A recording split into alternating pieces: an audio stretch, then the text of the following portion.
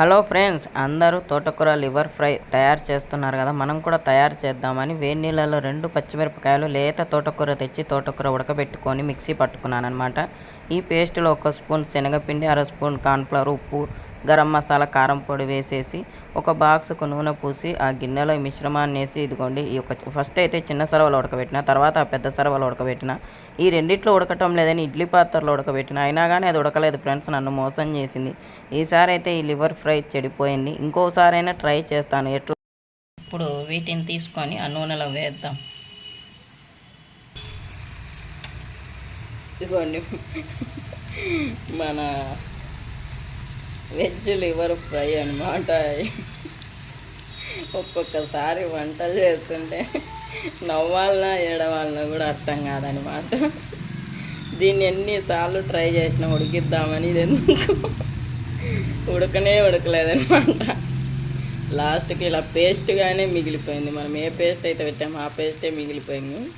ఈ పేస్టే వేసి మనం ఫ్రై చేసుకున్నాం. చూడడానికి అయితే మంచి కలర్ఫుల్గా ఉందండి, గ్రీన్ రెడ్. కానీ టేస్ట్ ఎలా ఉంటుందో నేను తిని చూసి మీకు చెప్తాను. ఒక 5 నిమిషాలు అయితే మగ్గించుకున్నాం ఫ్రెండ్స్, మూత పెట్టేసి. నిజంగా సెల్లులో చూస్తే 2 నిమిషాలు వాళ్ళు రెడీ చేసి ప్లేట్లో సర్వ్ చేసి ఆహా ఓహో అని తింటుంటారు. అదే లివర్ ఫ్రై 2 నెలల మించి ట్రై చేద్దామని ఈరోజు ట్రై చేస్తే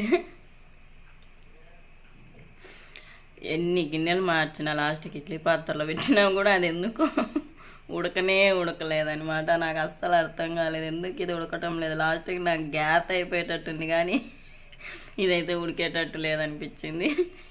ఇంకా చేసేదేం లేక దాన్ని పడేయలేము. అంతసేపు అంత కష్టపడి చేసి ఉడకబెట్టి మనం తోటకూర ఉడికిచ్చి శనగపిండి వేసి అన్నీ వేసి కలిపినప్పుడు ఎలా ఉందో, అన్నిసార్లు ఉడకబెట్టినా కూడా, అంతసేపు ఉడకబెట్టినా కూడా అది అలానే ఉందన్నమాట, ముద్దలానే.